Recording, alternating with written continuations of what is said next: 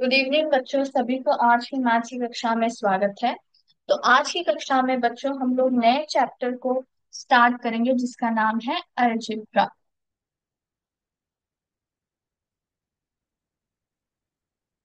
Okay. तो जैसे कि हमारा जो सब्जेक्ट है मैथमेटिक्स, वो एक पूरा एक सब्जेक्ट है बच्चों, है ना।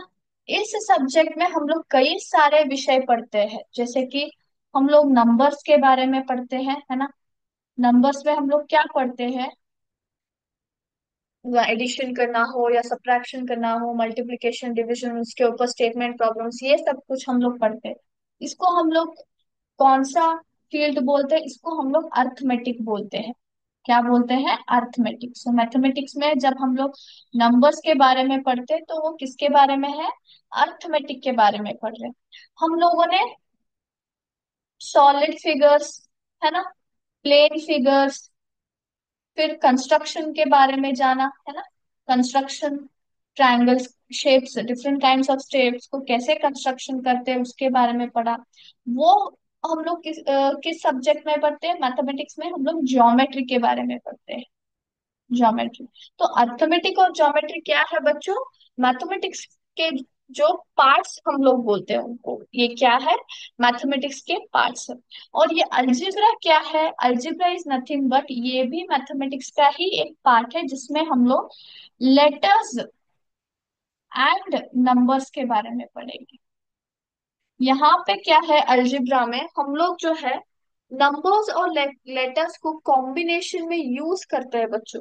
यूज करके हम लोग इनको सॉल्व कैसे करते हैं, वो हम लोग जो है इस जो है चैप्टर में हम लोग पढ़ेंगे, ठीक है।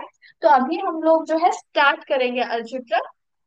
सबसे पहले मैं, जैसे कि मैंने बताया आपको, हम लोग जो है लेटर्स के बारे में पढ़ते हैं। तो लेटर्स आप कौन सा भी उपयोग कर सकते हैं, ए से लेके जेड तक, है ना, ए से लेके जेड तक। लेकिन ये जो लेटर्स होते हैं ना, ये लेटर्स ना एक वैल्यू रखते हैं, उनके उनका एक वैल्यू होता है बच्चों, ठीक है। सो इनडायरेक्टली ये लेटर्स जो है नंबर्स ही होते हैं। ओके। और उनको हम लोग एक्चुअली ढूंढते हैं, सॉल्व करते हैं एग्जैक्टली उन लेटर्स के वैल्यू क्या है, हम लोग इस जो है अलजेब्रा में पढ़ते हैं, ठीक है। तो ये एक ब्रांच है मैथमेटिक्स का जिसपे आप लोग क्या पढ़ेंगे, लेटर्स और नंबर्स को एक साथ कॉम्बिनेशन में कैसे सॉल्व करते हैं वो आप पढ़ेंगे, ठीक है। तो यूजुअली लेटर्स को हम लोग अलजेब्रा या फिर मैथमेटिक्स में किस लिए उपयोग करते हैं? फॉर्मूलाज लिखने के लिए हम लोग उपयोग करते हैं, है ना। फॉर्मूलाज लिखने के लिए हम लोग उपयोग करते हैं। पजल्स सॉल्व करने के लिए हम लोग उसको उपयोग करेंगे, पजल्स सॉल्व करने के लिए।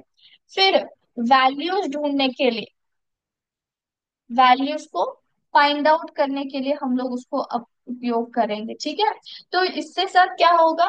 अननोन वैल्यूज हम लोग बोलते हैं, वैल्यूज जो नहीं, हमें पता नहीं रहते, उनको ढूंढने के लिए, ठीक है। तो इस तरह से आप लोग डे टू डे लाइफ में आप कैसे अल्फाबेट्स को यूज करते हैं और हमें पता भी नहीं रहता है, तो उसके बारे में आप क्या है इस चैप्टर में जानेंगे, ठीक है। So let's begin. तो यहाँ पे क्या है, मैं एग्जाम्पल से जो है स्टार्ट करूंगी, उसके साथ ही आपको जो है अलजेब्रा का आइडिया मिल जाएगा, ठीक है। So let's start. सबसे पहले मैं यहाँ पे एक जो है मैच स्टिक्स ले रही हूँ। मैं आपको ड्रॉ करके दिखाऊंगी, लेकिन मैच स्टिक्स तो सभी को पता है ना। मैच स्टिक्स जिसको हम लोग आग जलाने के लिए उपयोग करते हैं ना, उससे क्या है, मैं अल्फाबेट्स बनाऊंगी, अल्फाबेट्स, ठीक है। तो यहाँ पे क्या है, मैं एक लेटर बना रही हूँ जो कि है एल। यहाँ पे मैंने एक अल्फा मैच स्टिक ले लिया, और यहाँ पे मैंने एक मैच स्टिक ले लिया। तो हमारा ये कौन सा अल्फाबेट बन गया बच्चों? यहाँ पे जो है एल बन गया, है ना। और ये एल कितना है? वन ही है, सिर्फ एक ही एल है। मुझे अभी दो एल जो है, दो एल बनाने हैं, तो कैसे बनाऊंगी? यहाँ पे एक मैच स्टिक ले लिया, फिर यहाँ पे एक, फिर दो मैच स्टिक ले रही हूँ, एक एल बनाने के लिए दो मैच स्टिक ले रहे हैं। और यहाँ पे और एक बना रही हूँ, तो टू एल हो गए हैं, टू एल। अब फिर से मुझे थ्री एल बनाने हैं, तो ये एक मैच स्टिक हो गया, फिर यहाँ से एक, यहाँ दूसरा मैच स्टिक, यहाँ पे थ्री एल्स बन गए। तो हमें यहाँ पे क्या पता चल रहा है बच्चों, एक एल बनाने के लिए मुझे कितने मैच स्टिक लग रहे हैं, मुझे दो मैच स्टिक्स लग रहे हैं, है ना। यहाँ पे दो एल मैंने बनाए हैं, मैच स्टिक कितने लगे, एक दो तीन चार लग गए, चार मैच स्टिक्स। यहाँ पे मैंने तीन एल बनाए हैं, मैच स्टिक कितने लगे, वन, एक दो तीन चार पाँच छह। तो यहाँ पे आप क्या देख रहे हो बच्चों, यहाँ पे जो है एक सिमिलैरिटी है। क्या है सिमिलैरिटी, यहाँ पे देखिए, एक एल बनाने के लिए दो मैच स्टिक, यानी कि डबल मैच स्टिक लग रहा है। एक अल्फाबेट बनाने के लिए डबल मैच स्टिक लग रहे हैं। दो अल्फाबेट, दो का डबल कितना हुआ, two plus two four, three का double three plus three six. तो इसको हम लोग एक फॉर्म में लिख सकते हैं, कैसे लिख सकते हैं बच्चों, मैं यहाँ पे क्या करूंगी, देखिए मैं इसको ना अल्फाबेटिकली जो है इसको मैं रिप्रेजेंट करूंगी, क्या करूंगी, इसको रिप्रेजेंट करूंगी, है ना। तो यहाँ पे देखिए, हम लोग जो है एक एल बनाने के लिए दो मैच स्टिक लग रहे हैं, ये कांस्टेंट है, मतलब आप कितने बार एल बनाओगे वो आप पे छोड़ते हैं, लेकिन मैच स्टिक कितने चाहिए, दो मैच स्टिक चाहिए एक एल बनाने के लिए। तो ये दो क्या आ जाएगा, match stick, number of match stick required. और यहाँ पे जो है एन लिख दूंगी मैं, एन। तो ये एन क्या है बच्चों, एन जो है कितना लेटर्स बनाना चाहते हैं। फॉर एग्जाम्पल मुझे 10 एल बनाने हैं, अभी देखिए 10 एल बनाने हैं मुझे। तो मैं यहाँ पे क्या करूंगी, मैं यहाँ पे ड्रॉ करते नहीं बैठूंगी, मैं डायरेक्टली क्या करूंगी, एक एल बनाने के लिए दो जो है मैच स्टिक चाहिए मुझे पता है, तो ये कांस्टेंट रह जाएगा। और ये मुझे मतलब कितना एल बनाना है, 10 एल बनाना है, तो इंटू 10 कर दूंगी, एन की जगह मैं 10 बना लूंगी। सो टू टेन जा 20, तो मुझे मैच स्टिक्स कितने चाहिए, 20 मैच स्टिक्स चाहिए, 20 मैच स्टिक्स। तो मुझे यहाँ पे मैच स्टिक्स का यहाँ पे फॉर्मूला बन गया है ना, M match sticks required to make L, to N. तो यहाँ पे जो यन है वो क्या है बच्चों, ये यन जो है वेरिएबल, हम लोग उसको बोलते हैं। इसको हम लोग वेरिएबल क्यों बोलते हैं बच्चों, क्योंकि यहाँ पे अभी मैंने 10 एल बनाने थे इसलिए 10 मैंने डाल दिया, मुझे अभी 20 एल बनाने हैं, तो यहाँ पे मैं 20 डाल दूंगी। तो और ये कितना बन जाएगा, 40 मैच स्टिक्स चाहिए मुझे, है ना। तो यहाँ पे ये एन की वैल्यू क्या हो रही है, फिक्स्ड नहीं है, वो चेंज हो रही है कंटिन्यूअसली, चेंजेस कंटिन्यूअसली, उसकी वैल्यू फिक्स नहीं होती। उस टर्म को हम लोग क्या बोलते हैं, उस टर्म को हम लोग वेरिएबल बोलते हैं, अलजेब्रा में क्या बोलते हैं, वेरिएबल, नॉट फिक्स्ड। उसका वैल्यू क्या होता है, फिक्स्ड नहीं होता है, हमेशा जो है अकॉर्डिंग टू सिचुएशन वो चेंज होता रहता है, तो उसको हम लोग क्या बोलते हैं, वेरिएबल बोलते हैं। ये बहुत ही इंपॉर्टेंट टर्म है अलजेब्रा में बच्चों, ये क्या है, वेरिएबल जो हम लोग यूज करते हैं, ठीक है। It is a term which is not constant and does not have fixed value, okay, it keeps changing continuously depending upon the situation, okay. और एक मैं यहाँ पे आपको एग्जांपल लूंगी, देखिए यहाँ पे,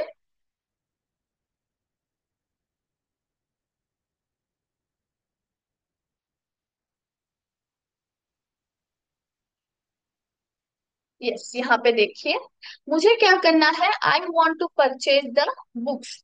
मैं क्या करूंगी, अभी मुझे क्या करना है, I want to purchase books, purchase books, okay. And वहां पे मैं कॉस्ट लूंगी उस बुक का, बिकॉज हमें कॉस्ट ऑब्वियसली जानना जरूरी है, क्योंकि मुझे उस पे डिपेंड करता है कि मैं बुक खरीदूंगी या नहीं, है ना।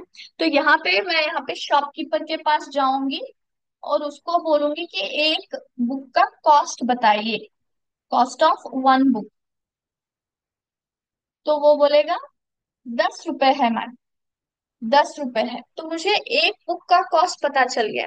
तो इसलिए मैं क्या करूंगी, I will purchase 5 books, 5 books, okay, 5 books. तो कॉस्ट कितना होगा, 5 बुक्स का कॉस्ट ऑफ 5 बुक्स कितना होगा, एक बुक का कॉस्ट है 10 रुपए, 5 बुक्स का कितना होगा, 10 इंटू 5 करेंगे, है ना, 50 रुपीज, 50 रुपीज टोटल कॉस्ट हो गया, है ना, टोटल कॉस्ट।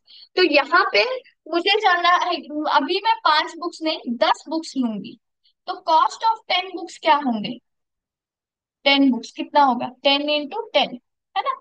तो बन गया 100 रुपए, 100 रुपए, सॉरी 100 रुपए बन गए। है ना। तो यहाँ पे आप क्या देख रहे हो बच्चों, यहाँ पे जो कॉस्ट है ना वो कांस्टेंट है, उसकी वैल्यू चेंज नहीं हो रही है, वो 10 रुपए ही है, एक बुक के लिए 10 रुपए जो वैल्यू है वो सेम है। लेकिन चेंज क्या हो रहा है, नंबर ऑफ बुक्स चेंज हो रहे हैं, मैं कितना खरीदना चाहती हूँ, नंबर ऑफ बुक्स जो मैं परचेज करना चाहती हूँ वो चेंज हो रहा है। तो हम लोग उसको एल्जेब्रिक वे में रिप्रेजेंट कर सकते हैं, बिल्कुल कर सकते हैं। कैसे करेंगे, तो हमें पता है चल गया कि वेरिएबल कौन सा है, नंबर ऑफ बुक्स जो है वो वेरिएबल है ना। और ये फिक्स्ड कौन सा है, फिक्स्ड जो है कॉस्ट है। तो कॉस्ट की वैल्यू हम लोग एज एज इट इज रखेंगे जो कि है 10, है ना, 10। और वेरिएबल्स को हम लोग क्या यहाँ पे यूज करेंगे, अल्फाबेट समझ लीजिए, बी, बी। सो हम लोग नंबर ऑफ बुक्स परचेज करने के लिए फॉर्मूला क्या है बच्चों, नंबर ऑफ बुक्स नहीं, कॉस्ट ऑफ बुक्स करने, तो कॉस्ट ऑफ बुक्स परचेज करने के लिए यहाँ पे हमने शॉर्ट में एक फॉर्मूला डिराइव कर दिया जो कि है 10b। तो फॉर एग्जाम्पल मैं यहाँ पे जो है 100 बुक्स परचेज कर रही हूँ, तो एक बुक का कॉस्ट है 10 रुपीज, 100 इंटू बुक्स में कितने ले रही हूँ, मैं यहाँ पे 100 बुक्स ले रही हूँ, तो टोटल कितना हुआ, 100 इंटू 100 कितना होता है बच्चों, फटाफट 10,000, है ना। Am I correct, yes it's 10,000, है ना, 10,000 है।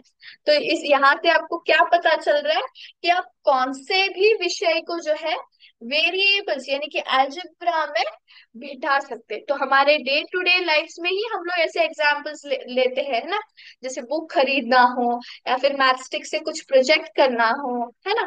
तो यहाँ पे जो है आप अलजेब्रा को यूज करते हैं। सो इज इट क्लियर कि वेरिएबल्स हम लोग किसे कहते हैं, और हम लोग जो है डे टू डे सिचुएशन से हम लोग एल्जेब्रिक वे में कैसे रिप्रेजेंट कर सकते हैं, ये मैं आपको यहाँ पे बताना चाहूंगी, ठीक है।